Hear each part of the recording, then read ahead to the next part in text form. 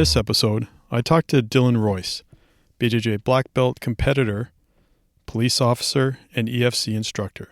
As always, this episode is sponsored by Wild Boar Social Club. It's a lifestyle. All right, Dylan, thanks for coming on. Before I'll get you to introduce yourself, but just quickly, so you're a police officer, a Yes, sir. BJJ competitor, and now a no-gi world medalist. Yes, sir. And an instructor for EFC, Effective Fitness Combatives. Yeah.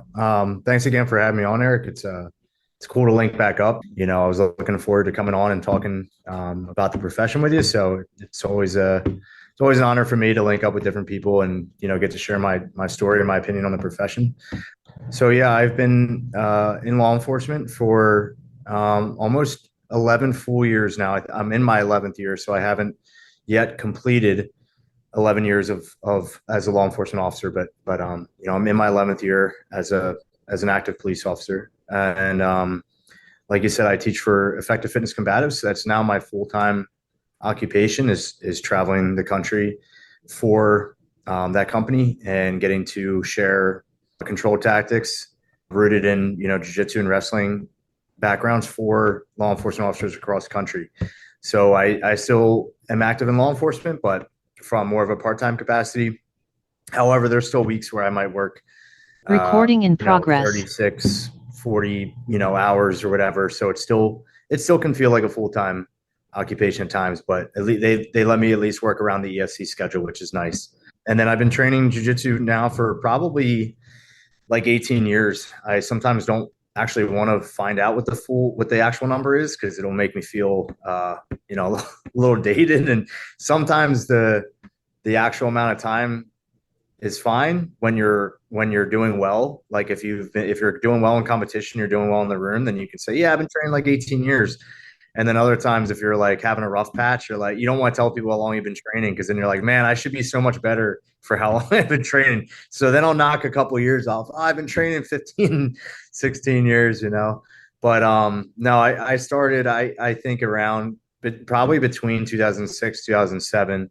So it's about, you know, 18 years now. And so I'm a second degree black belt. And like you said, I just had probably my biggest accomplishment yet, which was medaling at the IBJJF No-Gi World Championships for the Master 1 division. So I had medaled at Pan Ams and American Nationals several times, actually as an adult in the adult division and the Master 1 division at Pan Ams and American Nationals. But that world medal had escaped me thus far. And luckily, from being an active competitor this year, having a good ranking, I was able to get a good seed in the bracket and had a favorable side of the bracket, I would say, at least for me as far as matchups go, and made it to the semifinals, where I lost to the eventual world champion by points. We'd actually gone against each other several times before, always, you know, a points loss, but he's a very well-respected and well-traveled competitor. So, you know, it is what it is. It was just nice to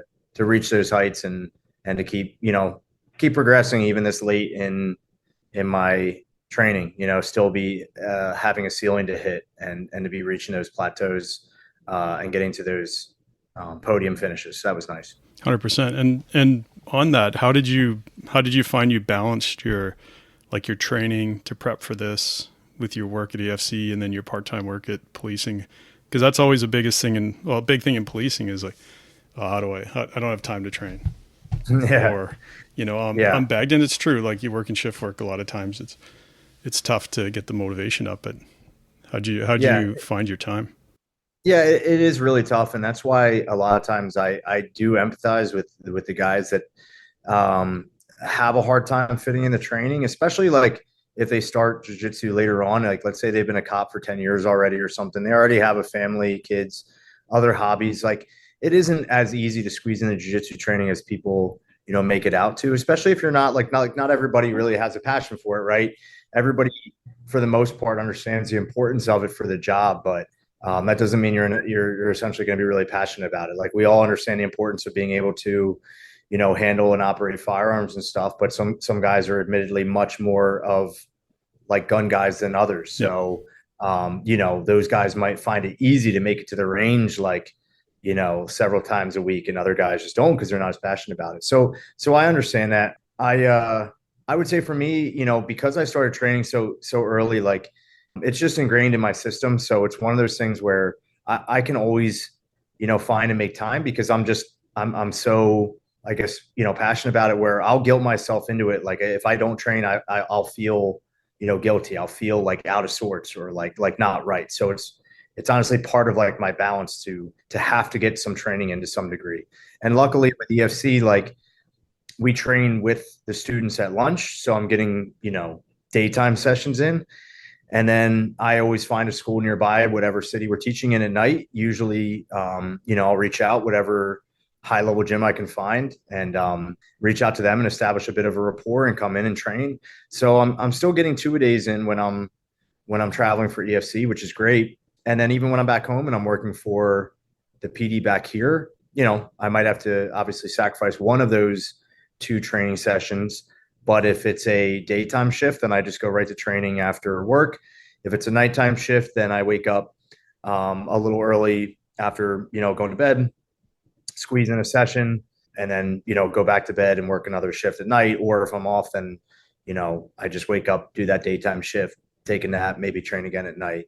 So, I think when you want to squeeze it in, when it means a lot to you, especially if you're training for a competition, you just have to get creative sometimes. I train in a lot of different gyms. So luckily, like different gyms with different schedule classes, I have relationships with, so I can always kind of like move things around and fit something in. Mm-hmm. And then at least I'm getting on the mat, I'm getting some repetitions in.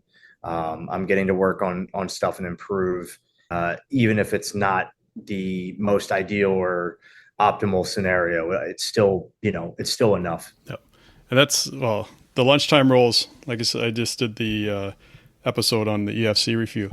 And like I said, my plan, when I got sitting there before I came down, I saw the schedule. I'm like, man, lunchtime rolls. No, I want to go for lunch. I want to take a break, but I got sucked in. Yeah. Yeah. But it was good. Like I've never seen that on any other course I've been to. And I love the reasoning for it too, is just because you'd always get a mix of people some people that already train, and then you get some people that are like, they are kind of semi-instructors. They're considered instructors at their home agency, but they don't actually really train. So this is an opportunity to get a role in and just to feel the pressure. Yeah. Right. Yeah. Like you said, there's a multitude of benefits from those lunchtime roles. One of which is the pressure testing a bit, because, there's so much instruction that has to be done for the techniques. And we do try to fit a lot of pressure testing in for the techniques themselves, but the lunchtime roles are just that one extra opportunity to get guys to move around and experience trying to do some of those same moves or movements against somebody that's not only resisting, but doing the same things back to them, right? So you got to be really adequate at your technique because somebody else understands what you're trying to do and they're trying to do the same thing to you. And then it's, it's fun too. It's for guys that train, it's a nice way for them to get some extra, sport training in and not have to only be focused on the combatives. It gives guys a chance to just kind of bond, work out, like troubleshoot, go over some stuff. And, because the program is I don't want to say like laid back, but because we're tailored to like, we want guys to do that. We always, we're still going to let you get time in to eat too. So like, you know what I mean? You can make it all work. And that way, like we would rather guys, even if we got to like, allow them time afterward to run out and grab their food or heat something up or eat or whatever before the next block. Like, we work with them because we want guys on the mat. We want guys to be training and enjoying themselves and not have to stress about like, well, I got to eat or this or that. We'll make it work. And I think that's fun. And that's why we see a lot of people take advantage of the lunch rolls. And I didn't realize I could get my back taken in so many different positions. It was amazing. Yeah. So no, but for me as well, I looked at it as like, I have, yours, you and Doug, like we got some really legit black belts here. So why wouldn't I take the advantage? Because I know you're not going to kill us. You're just going to, you're going to play with us a little bit, but challenge us and let us. Yeah. You're too humble, man. You were like the dark horse of the lunchtime rolls, because you had a lot of humility, but then you had some hidden strength and explosivity with your roles. So it was one. It's my old man strength. That's what I like to. Hey, listen, everybody's got different attributes. So if you got some dad strength that you got to break out, man, then take advantage of it. Every once in a while. You talked about the pressure drills and pressure tests too. Like that's something we immediately brought back. Like as soon as we got back, and we've been running it now a few times. Because we have like a regional police academy. So we don't have our own police academy. So they all go and we get them before they hit the field. And we've had a few groups come through and we've been doing those pressure drills, and they're all like, this is the most resistance we've had since the academy. Like they're not getting that at the academy, which is a shame. No. And they're doing this and they're all loving it. So. Yeah. Or like you said, even if they do get at the academy, it might be structured in a way where like, they're getting like pressure testing out of it, but they're not being taught like the techniques to use. So now you're just throwing somebody into like a chaotic pressure situation, but they don't actually have the tools to think their way through what to do. So like, they're getting to think under stress, but they're not doing it with like any idea of what the right systematic approach to do is. So, you might be creating like bad habits that way. So it's nice, like you said, to bring it back and have guys doing the right techniques, understanding what their goals and objectives are, but then also being able to do it under pressure where they can see and feel, hey, this is a good, realistic expectation of what I might encounter, but I know what to do because I have the tools, I have the skill set, and I know what my objectives are. Jumping back there a little bit, like in terms of the training and getting more training, we have different shifting throughout the day, and we do have a swing shift that I call like an early afternoon shift. And so we actually do some night training for them. So we make it available because they have the coverage that they could come off the road. So we do some nights where they just do range stuff, and then we do some stuff where we do patrol tactics. So we'll do force on force, and then we'll do just control tactics. Oh, cool. As well. So we try to throw that in, even if we can get them an hour and a half of some level of training in, just to get it better. And then what we do to kind of encourage guys, and we do a morning control tactics class as well. But to try to encourage the guys when they're off duty to train is a lot of times we'll vet different schools, like different jiu-jitsu schools, judo, whatever. Like, and then that way, because most of the guys don't live in the city where we police. Most of them outside. So for them to come in all the time on their days off, it's tough. So we try to vet different schools in their areas and, try to get them deals and cops. We want, if we get a police discount, that's what we want. But we try to do that, and we know what the instructors are. Sometimes these instructors will come in and they want to do some kind of, something for police, and we'll kind of just go over like our use of force framework, kind of positions what we see, little things like that, and try to get them to tailor if they're going to do some kind of training for police, just tailor it on that. So they have an idea of where we're coming from and what we can use. It's always the biggest challenge. Yeah. There's, like you said, we talked about it before, how not everybody's going to be, super passionate about it and want to do it in their free time. So I think the more opportunities and options that you can think of and explore to get guys involved, to just get them extra looks and extra reps at it. Like, they don't have to become, high level practitioners, but there has to be some consistency to it, right? Because it's such a perishable skill, and the more looks they can be getting, just to build that initial like reaction to whatever it is that they're going to encounter, whatever hands-on, thing, like being able to handle that initial spike, of adrenaline and that physiological change that's going to come about when you're forced with somebody that's, being that resistant or combative or whatever. The more you can get into those situations, like you're saying, where you're getting opportunities for guys to drill this stuff, to go hands-on, to pressure test it a bit, they're going to be so much quicker to react than when the actual situation takes place on duty. They're going to have that confidence, that concentration and focus. And I think they're just going to get like the right feedback from their brain and their body to handle it quickly. What I'm seeing too is some of the stuff they learn in the academy, once you pressure test it, it's like, oh, that's not working. and right. Yeah. So it's I always say it's it's a fine line between you want them to come out feeling confident in some ability, but not being overconfident in the ability. So you got to draw that where they think it automatically works. And then first time they're rolling around on concrete with somebody, it's like, yeah, that's not working, especially when they're not feeling pain in there. Yeah, I think that's an important distinction. Like you said, is you want guys to be confident, but you don't want it to be because they've had like a bunch of false positives, right? You want the confidence to come from like, real application of, of actual effective techniques instead of just, well, we did this and it worked because we got the guy into custody. And it's like, I think people don't always understand the distinction between somebody that's resisting their arrest and somebody that's actually fighting them, right? Because if somebody's resistant, like it's a pain in the ass, right? But eventually, over time, you're pretty much guaranteed to get them into custody. They're just gonna wear out.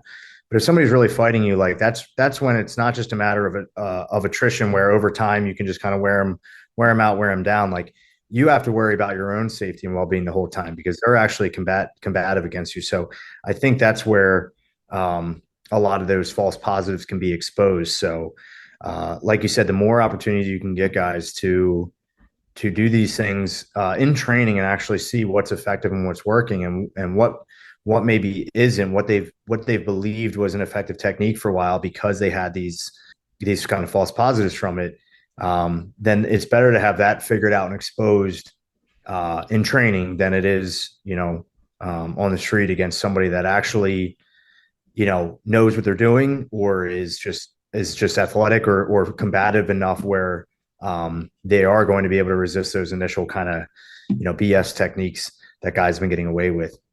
So, those are the things that are better all figured out ahead of time in training for sure. Yeah, I like to break it down to somebody's trying to punch me in the face or somebody's not trying to punch me in the face. Yeah. If you're not trying to punch me in the face, then I got time. That's a really good, that's the simplest way to look at it. Right. I mean, yeah. And I'm not saying I'm like, an expert on that either, like and that I get into all these crazy, active combative use of force situations. But obviously we have the ability now with social media and stuff to analyze other officers' experiences, right? And to analyze body cam footage and video surveillance and stuff. And that's where you can really like, study the science behind what different ways people are resisting or fighting and what the best approach to dealing with it is, because, I might get plenty of opportunities to train and compete in jiu-jitsu at a high level and to teach combatives in jiu-jitsu to cops, but it doesn't always mean that every shift that I work, I'm going to be able to get out there and utilize it. Right. So sometimes I might have to look at, footage, body cam footage, video surveillance from experiences that other officers are encountering, whether it's nearby or across the country or whatever, and use that as a way to, break down and effectively teach guys what to do, what not to do. And I think that's something that's helped the profession out a lot recently. It's something that I know for sure has helped our company continue to grow and modernize because, Jay definitely analyzes a ton of body cams, watches a ton of footage and just, uses it as a way not to critique any officers, but just to see, hey, what are guys encountering? What types of reactions are they experiencing from people out on the street in different scenarios? And then in turn, like based off of those different reactions, the most common ones, what is the best way to deal with those most common reactions? So I think that's the best way sometimes to keep guys learning, to keep the profession growing and to be able to just offer one more like insight scientifically to say like, hey, we can definitively say that this is a good technique and it works because we're studying film, we're watching body cam on it. It's the same as like treating it like a sport. If you were coaching athletes, you wouldn't want to show them techniques that you can't definitively back up and say this technique's going to work. You're going to want to show them a technique and say like, yeah, we studied a ton of film and that particular technique is what is helping guys have success, so I think it's no different with our line of work sometimes. No, same. And I always tell people, especially the new ones, when you're watching video, is like we don't show video just to criticize or laugh. I mean, we probably do. We're all cops, but really, I just say put yourself in their shoes and what would you do if you're you've seen that situation now. What would you do? And we try to sometimes, like on some of our night shift training like that, we'll show a video of a particular incident. Then in the gym, we'll work over some things that we think would work for that. And then we'll try to drill that as a scenario at the end and just see if it all comes together. No, I think that's a great way to do it. It humanizes it a bit for guys, right? Because especially the ones that aren't like super into jiu-jitsu or whatever, you can say, hey, look, here's a real world example of why we're doing this. Let's experiment, let's brainstorm a bit, let's take this scenario and see what the best way of dealing with it is going to be. Give guys an opportunity to try different things out and experiment themselves so that they can see firsthand, like, hey, I thought I could do this and I tried and it didn't work. And then that's going to, I would think, have a little bit more staying power, right? Because, you take an example firsthand of some real world problem somebody could encounter, and you give them an opportunity to figure it out on their own, brainstorm. And if it works, then, great, we can build on that. We can add to it. But if it doesn't, we got to identify it, and figure out a better solution. But, those are all just different strategies and challenges that we face, and different ways that we can kind of go about continuing to train and progress and, deal with different pitfalls along the way. So with your competitive background in jiu-jitsu, heard this said to me myself. Somebody told me that there's no place for jiu-jitsu in policing. And again, I think this is a personal bias people bring in this. For somehow, I noticed, you're a high-level competitor of jiu-jitsu. When you were teaching us at EFC, I didn't see you pull guard in any combative part of the lesson. How's that? What would you say? Why is that? Which I think, yeah, because I think that's one of the things that people, it's like you watch sport jiu-jitsu. Yeah. And then these people that they've never trained jiu-jitsu, and they're like, they see that and they think you're automatically pulling somebody to the ground. Yeah.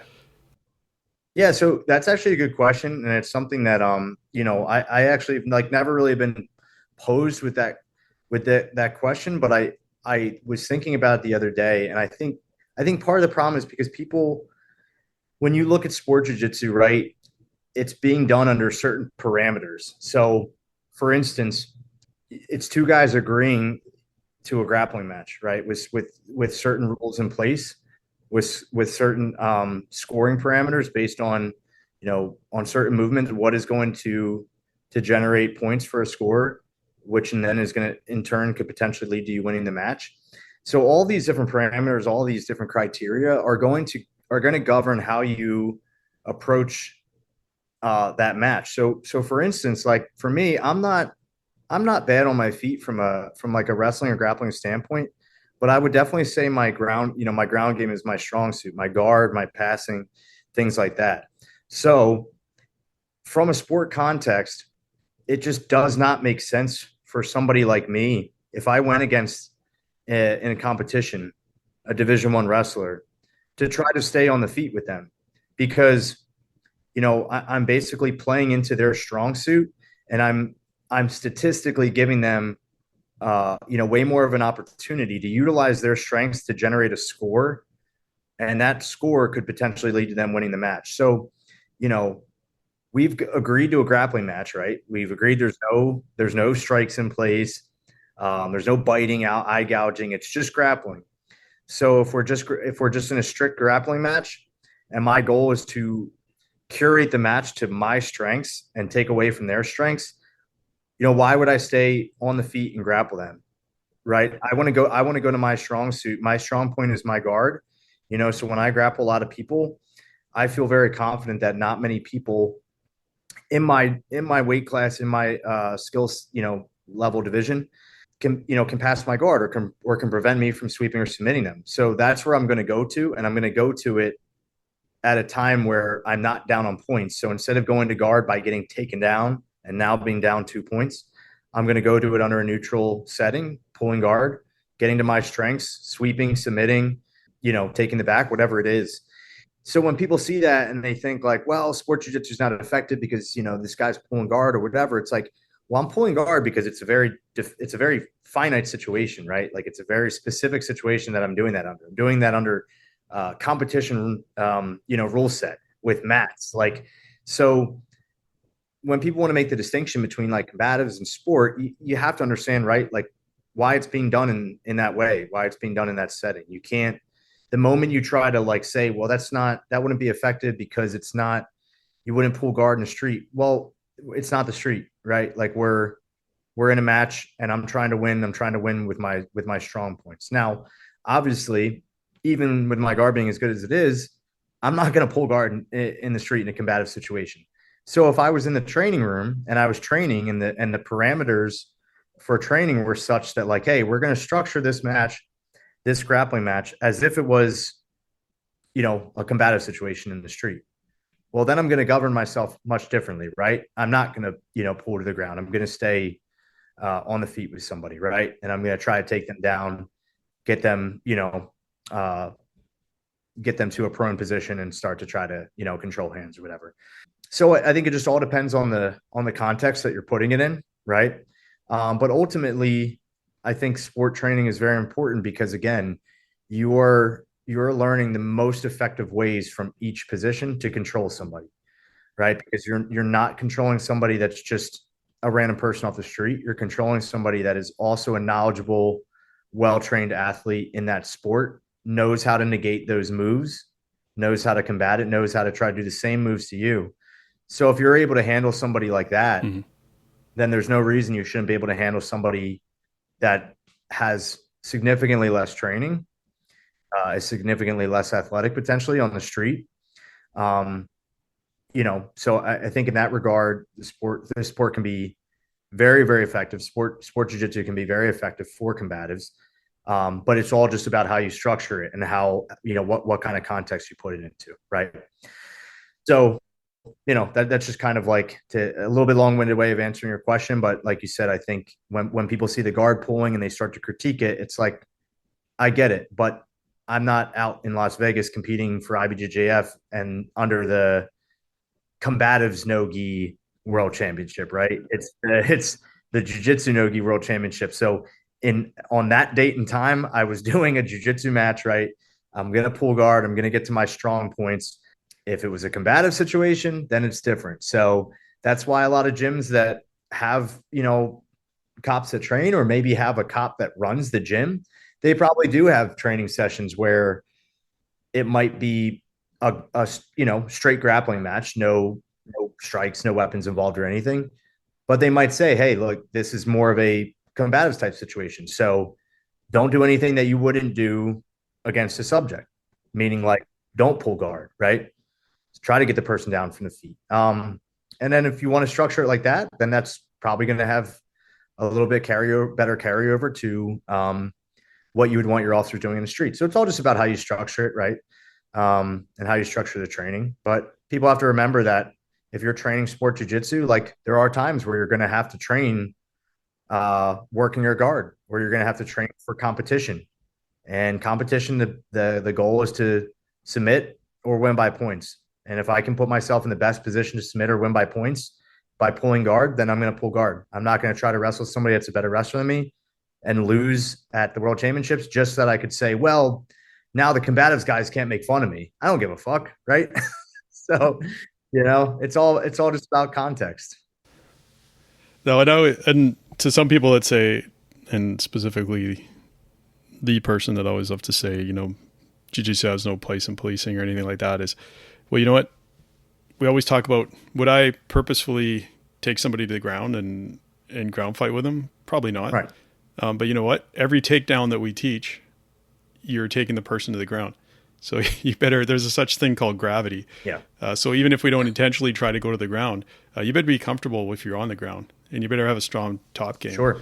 If you're going to be taking people to the ground, just a reality. And with body cam now, because our departments finally get into the body cam game, like we're getting our own video, and we just popped a video the other day where a guy got, they were trying to take a guy to the ground, and our member ended up on his back, and he has a bit of training, so he threw the guy in a guard, held him in there, and just wrapped him up and held him until backup cover shown and came. And so you got to know what to do when you're on your back and when somebody else is on their back. Yeah, 100%.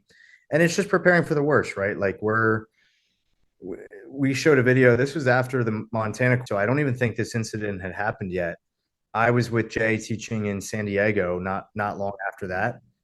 And then oddly enough, I taught in Michigan a week or so later, and this incident was from Michigan, and it involved the Michigan State police officer, state trooper who had some jiu-jitsu training. I think was like a blue belt, and had only been off FTO for like 6 months. So basically, a brand new police officer, brand new state trooper with some jiu-jitsu, had a traffic stop, a seemingly innocuous traffic stop in which they had to get the person out of the car. And when they did, the guy tried to present a firearm. It was a revolver. And as you probably remember from having to go through the weapon-based entanglement portion of EFC, any gun you're trying to control, the leverage point, whether it's already broken retention and now the leverage point is the barrel or the slide, or if it's still in the person's pants or holster or whatever, and you're pinning the wrist.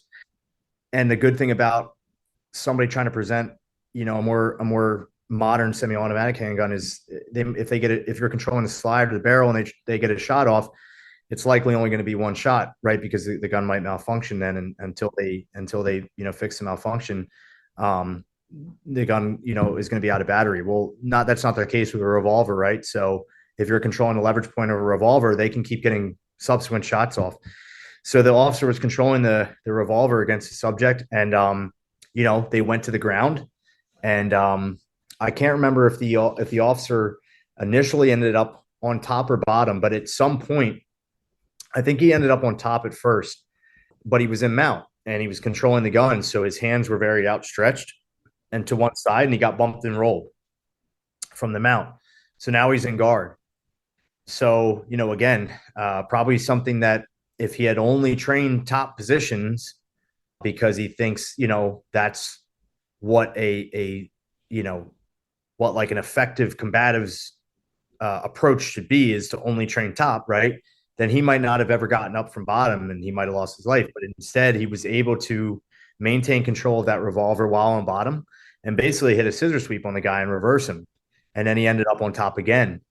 So, long story short, he eventually he got shot at some point, several times actually during that altercation, twice in the vest and once in the shoulder, and he was able to have the wherewithal to keep fighting through and eventually kill the offender. But again, like, jiu-jitsu probably saved that guy's life, and only like a blue belt level, right? But enough to keep his wherewithal and know how to maintain a control of the gun, but still effectively fight the person, where whether he was on top, whether he was on bottom, he was always building to a better spot. And when he ended up on bottom, he was able to effectively reverse the position and end up back on top, where he could then, draw his own firearm. So yeah, I mean, there's any number of ways to train it and to prepare for different situations and whatever. Like you said, we even though like the curriculum is rooted in a lot of wrestling, a lot of jiu-jitsu, it's not necessarily to say that the goal is to take somebody to the ground. It's just basically, the understanding that most of the time somebody combative, unless you can really effectively pin them up against a barrier, be it a wall or a vehicle or something, and then get their hands behind their back, you're probably not going to be able to get a combative person's hands behind their back unless you get them onto the ground, and you now have that barrier of the ground to work with in your favor, and you have gravity on your side for extra pressure, extra leverage, strength. So you have to train ground stuff, because if somebody's really going to fight you, you're short of you pinning them against a barrier effectively and getting their hands behind their back, or short of you, tasing them from distance. Like if you're in close proximity and they're fighting you, you're probably going to have to take them to the ground to ultimately end up controlling them with as much, effectiveness as possible. I know. I will say, like, I've had a situation where afterwards I can say like jiu-jitsu saved my life on the job. And it's not because I've trained karate, I've trained judo, I've trained jiu-jitsu as well, but it was a particular flow that we did at a seminar. It was actually a Hoist Gracie seminar back in like years ago. And he always did this flow at the beginning of his seminar. It was actually even just a warm up. It was a distancing and kind of ended up in a body lock. And at one point this guy tried to tackle me and shoot my legs. And I did that whole flow. I just block the arms, and I got into a body lock. I did a takedown, got a mount, got Americana in for a bit, but it was a huge melee. One of my partners got knocked out. He was unconscious. Like, and I can outright say, like, in that day, like, jiu-jitsu saved my life. Like, that flow, just that from beginning, that was our warm up for the seminar. And then that's really cool. I mean, like, obviously not that you had to, go through and do it, but just that you're able to say that definitively, and that a sequence like that had as much staying power with you as it did. Do you think it's because maybe because it was like Hoist Gracie, because he had that kind of, the notoriety and the aura, that sequence that he showed just kind of stayed in your head? Or what do you think it was from your? I don't even know, because just the way that the setup, like, I like the setup. It was kind of just working the distancing, and just the way that they did the entry into it, and just into the body lock. Everything just seemed to flow right. And because we were just kind of doing like a flow kind of warm up drill and turning it in there, I don't know, it just sunk in. Yeah. And I think my first introduction or opportunity that I had to do like Brazilian Jiu-Jitsu was back in the 90s, actually, where I was doing karate, and somebody had brought up one of the, I think it was one of the brothers who's I don't even think he's even in the States anymore, but and he had come up, and at that point it was like 93, 94. Yeah. And that was just around the time of the start of the actual UFC. And it was like a 2-day seminar. They used the school that I was training at, and first time we'd seen it. And I remember from that, I remember the trap and roll.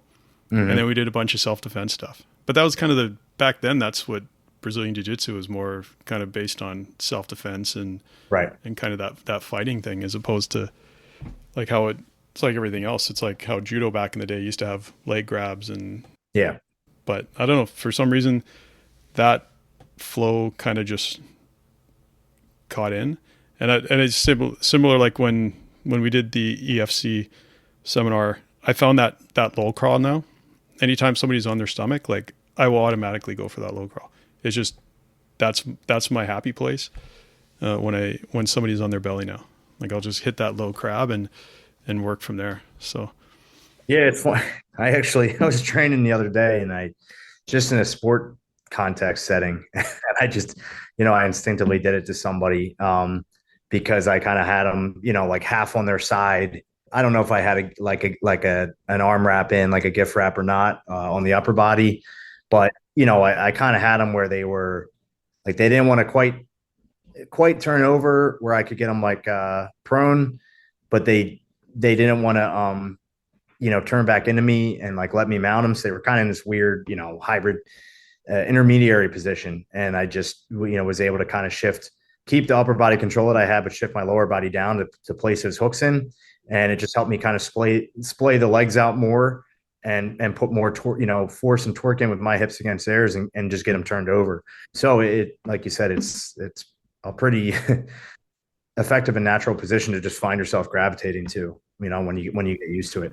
And showing it now, like when we're showing it to these classes coming through, we'll show them the knee on top and then show them this as well. They always get some laughs because when you get into the low crab, I always say, if you're doing this, if you're hitting this on the road, you're going to have people taking pictures of you. They go, it's an intimate position, but man, it's so strong. And so we're seeing now, you'll see, especially people that have some little bit of training, when they hit that knee on top, if somebody's on their stomach, and then they'll naturally kind of roll into that. And then you see that little light bulb go off, like, oh, okay, I liked it. It's just so much more stable. And and I think it's a good, like, I think it's a good glue position because, recently when I've been teaching, whether it's EFC courses or, if I've been teaching combatives seminars here and there for different like local departments and things like that, I've been, kind of exploring some more like intermediary positions that are almost a hybrid between like a shin on top, or a low crab, or like a side control, like just basically blending a lot of those positions together so that even if the person starts, in one spot and starts to give you a reaction, you can kind of just constantly be like shadowing them, constantly smothering them, maintaining some pressure, some attachment without necessarily having to feel like you have to end up in one of those spots. Like you have to end up in that low crab, that low mount position, or you have to end up in shin on top, but more so just kind of, almost surfing the person, keeping, a shin connected to their hip, keeping a crab hook in, like that, controlling the wrists, keeping tight waists on, claw grips on the upper body, like basically just mixing and matching some of those things and exploring some more of those like intermediary hybrid spots of those moves that you get, and just feeling comfortable regardless of where it goes. And I think that's really cool. And that's where that's where you see some of these moves really shine, because it doesn't have to be like the move done in its ideal, perfect form. It can be kind of like almost butchered a bit, and not butchered because you're doing it wrong, but like butchered because the person's just not quite giving you the full presentation of what you need to work with for it to work. But you're just like, hey, listen, I'll take whatever they're giving me. If they're going to be turning up, half crawling up, half building up in some awkward way, like it doesn't matter if it's slightly different than what I'm used to or what I want to work with. Like I'm going to get on them. I'm going to get control with whatever they're giving me and with whatever I can work with best. And it doesn't matter what that is. It's going to be debilitating for the person. It's going to shut down any of their reactions or counters. And then eventually it's just a matter of time. It's a war of attrition, and I'll wear them out there. I'll keep breaking them down.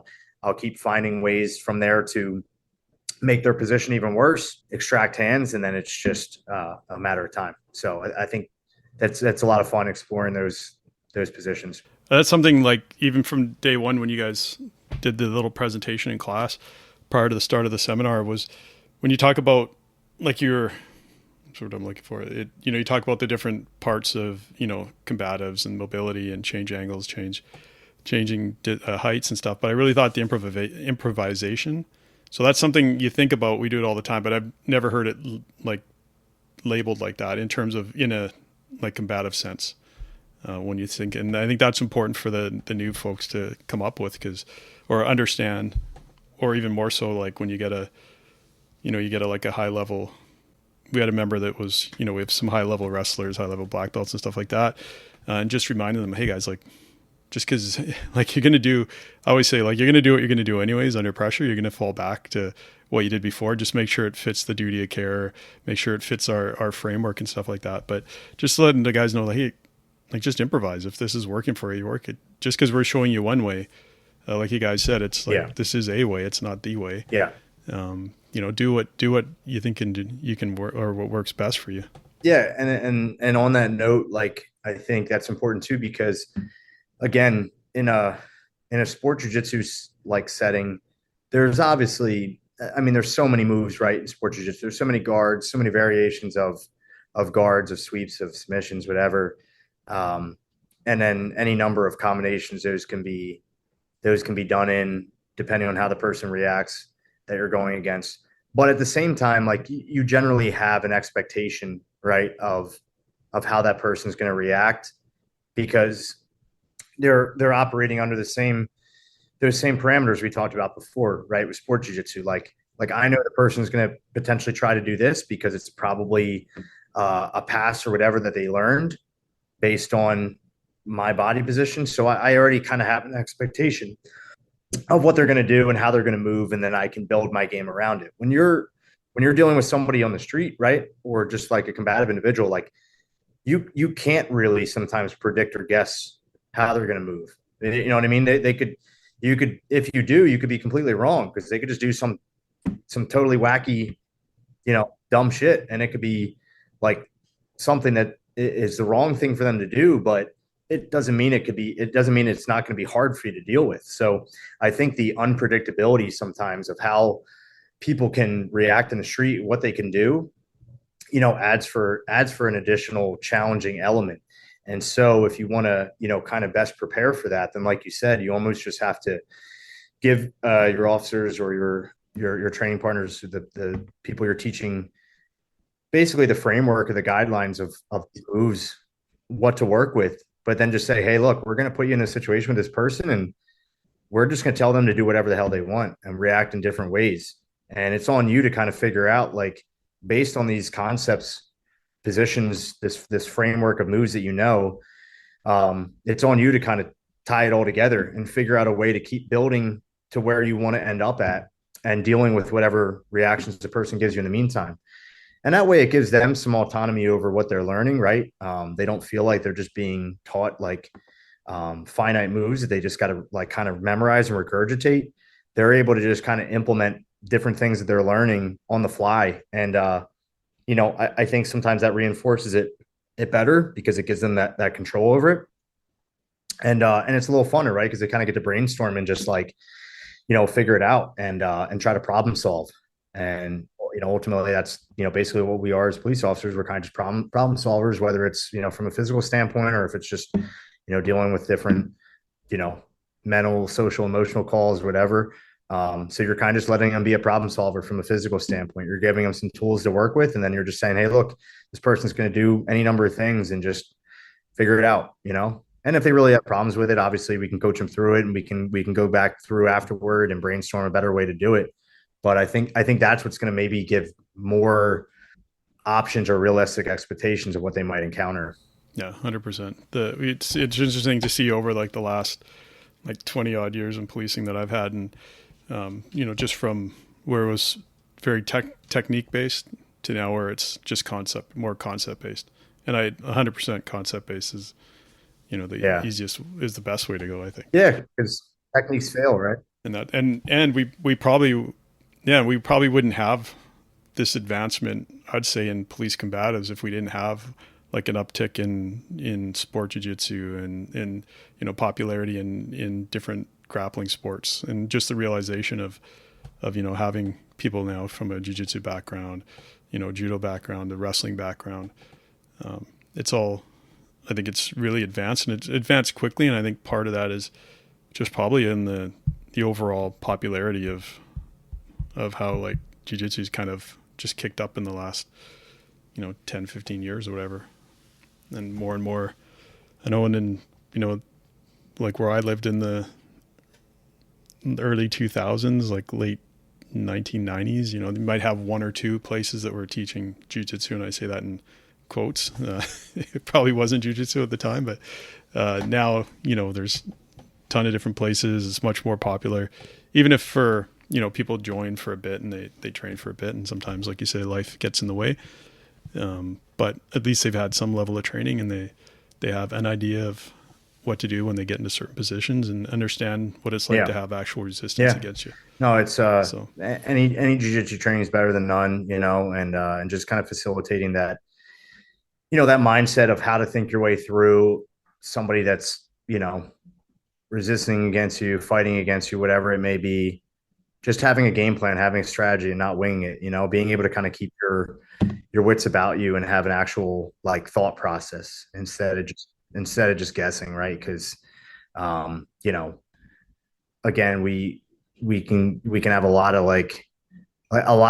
arrests, a lot of good, I want to say good, but a lot of successful use of forces, really aren't like good. They're just, we've kind of gotten lucky, right? And so a lot of use of forces that end up successful could have gone really, really wrong, and I'm not immune to that. I've had some use of forces that I afterward have to, I've gone back and watched and been like, man, I should have done this or I should have done that differently. I mean, that's part of being a police officer, right? Like it's not easy to always do the right thing. I mean, same with competition, right? Like you could be a super high level jiu-jitsu practitioner. And I mean, I've seen some of the best guys in the world that have gone out and like gotten subbed in 30 seconds kind of thing, right? Like it happens. You mess up, but that's why you keep going back and competing, because there's no guarantee that just because you've had success and you're good, that it's going to stay that way, right? But obviously use of force ones are the ones that are kind of the most glaring because they draw the most attention and are the most dangerous, But again, it's a consistency. Like I don't take for granted, like just because I'm good at jujitsu and I train jujitsu a lot, that I'm like, I don't think I'm a perfect, police officer when it comes to use of force stuff. Like I could come across any number of things that I haven't seen before that could throw me for a loop. And so that's part of, like, I don't want to say the fun of police work, but it's part of the it's part of the, like, I guess the reason that I keep doing it, because, again, at this point, I don't really have to keep doing like shift work. I have a different full-time job, and I have other, side jobs and forms of income. And so I keep doing the shift work because I want to have good, I want to improve as a police officer. I want to keep learning, keep improving and advancing. And part of that is going out each day and potentially encountering different, uses of force that I have to then, react to appropriately and implement the right approach to. So, it could be something I've never seen before. I could mess up. I'll learn from it. I'll improve. But, again, for me, that's important, because if I'm going to be teaching guys, across the country, I don't want to just teach them jiu-jitsu and say, well, I was a cop for, a decade. I can say, hey, I'm still a cop, I'm still doing shifts, I'm still learning, I'm still trying to implement this stuff, same as you guys. Seeing what the different reactions from the public are, different approaches that people are taking as ways of, being combative against police officers and things like that. And then in turn, how we can work through and solve it so we can stay, ahead of that curve, because law enforcement tends to be a very, reactive profession. And I think this is one way that we can start being much more proactive, understanding that, like, this is just the way that the society is nowadays. People don't really respect police officers the way they do before. You're going to see a lot more uses of force, because there isn't just that acceptance that, hey, this person's a police officer, I got to listen to what they're doing, and I got to be compliant. People don't give a shit anymore.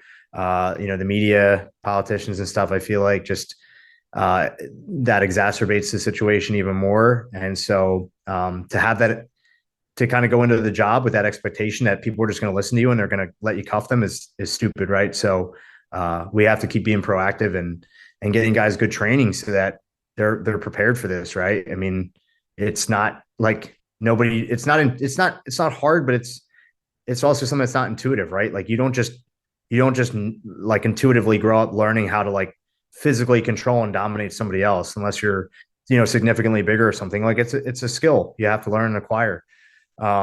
So it's not a difficult one. I mean, you saw how all the people that went through the course, even the ones that haven't trained before, by the end of the week, they're able to look very proficient doing the techniques and stuff, but they do have to learn it. Right. So, unfortunately that's on a lot of, these departments and the profession as a whole to get that training implemented more. But luckily there's, people in across the country, in other countries, like yourself that are, promoting it more and giving it more spotlight and attention so that it becomes more of the norm. And then it's maintaining it, giving them opportunities to maintain. On that note, 2026, what's up for you? You and with private, like on your own stuff, and then with the EFC. Yeah. So I obviously I still want to try to keep competing. I'll be back to like the gi season right now because no gi worlds is kind of like the last, big no gi thing. So I thought about actually doing the European Championships in the gi January, but I had so much other stuff going on with like flights and travel for EFC and like my job back home and teaching back home and private courses that I was like, man, it's so daunting thinking about booking a trip to Portugal to compete in the gi. Like I would love to, I love competing, but sometimes when you're like, okay, so I got to leave on this day and I got to fly for this long and then I compete. And then how am I going to work this shift or whatever? Like, it's just, you get like brain, like fatigue, just even thinking about it. So I might skip out on that. I have an EFC course in Dallas in January that I'm actually right after the course. We have a law enforcement super fight card. It's like a fight to win, battle of the badges. And I think I'm the main event for that. So that'll be cool because me and another EFC instructor, Matt Green, are on there competing. Jay will be commentating. So that'll be nice. All like first responders on that card. What's the date on that one? I think that's January. Let's see here. January, I want to say like the 10th, because I leave on the 4th and I teach the 5th through the 9th. The 9th is a Friday. And then the 10th, that Saturday in Dallas, Texas is when that card is.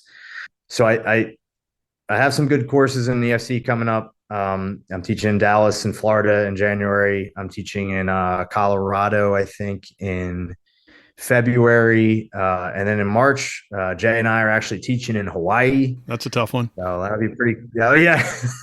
Well, the flight will be tough. That's the only part I'm not looking forward to. But it'll be worth it because that's such a cool opportunity. Great training out there. Obviously, it'll be cool to see what the law enforcement, kind of like scene is like out there. What their mind, what kind of things they encounter, what kind of mindset they have, and yeah. And then I think in March is when the Pan American Championships in the gi will be. So that'll be like the next big tournament, big competition for me. And then yeah, after that, I just kind of play it by ear. I kind of have an idea of like what tournaments I want to hit, but sometimes different opportunities come up along the way, like different super fight opportunities, whatever.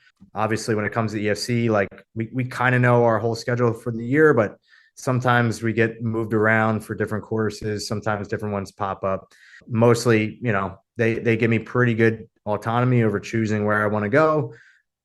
I'll teach wherever though. I don't care. I just love teaching. I love the opportunity to work with cops from all over the country, all over the world. Really, I think at the end of the year, I'm teaching in Luxembourg, so that'll be really cool too. Because I don't know anything about their culture, their policing, but it'll be fun to work with them and share some viewpoints and skills from out here in our company and see what they have to offer too. Yeah. If somebody wants to follow you, where do they find you? Instagram is what I'm on the most. Royce, Royce, Dylan, Dylan. So my last name and then my first name. That's where I'm most active.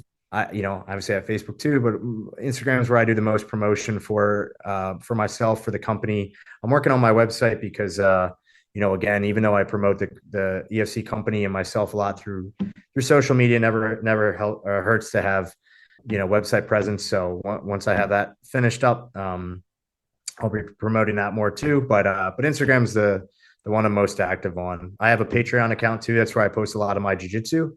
Patreon's like a very good platform for jiu-jitsu practitioners to kind of just like post moves, instructionals on. So I try to post like 3 techniques a week on there.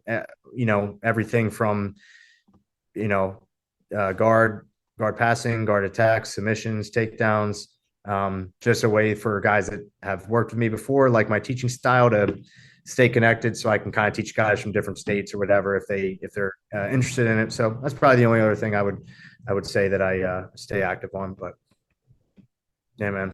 Well, thanks for doing this. I don't want to take up any more of your time. It's all good. My girlfriend's just getting back now, so any longer and she would kick my ass. But we skated by. I thought, is that the person that was attacking you on Instagram? Tattooed lady that was, yeah. She is tattooed. I wasn't sure if you, okay. Yeah. That was your gift apparently. Yes. Christmas gift. Yeah. Yes. She's a sweetheart. She could kick my ass. She's an MMA fighter, but luckily as long as I stay in my lane, and I keep her happy, then she doesn't beat me up. So. I hear you. Yeah. Well, tell her thanks for letting you have this time to do this interview. Yeah, absolutely. And again, thanks for your time and best of luck in 2026. Thanks, my man. Yeah, it was a pleasure. And hopefully if we make it, to Canada, I'll see you soon. Otherwise, feel free to come back stateside anytime. Let me know when you're in the area and we'll link up, brother. Well, I got to do the level 2 now. Yeah. Now that I'm done my level 1, got to hook that up. I know, man. You and me both, man. I got to get on more of those too. I got to get the inside scoop on all the hand-to-hand drills and the black mass drills. It's a lot of fun. So there you go. We'll have to set that up in Hawaii. Yeah. All right. I'll work on it. All right. Take care. All right, brother. Take care.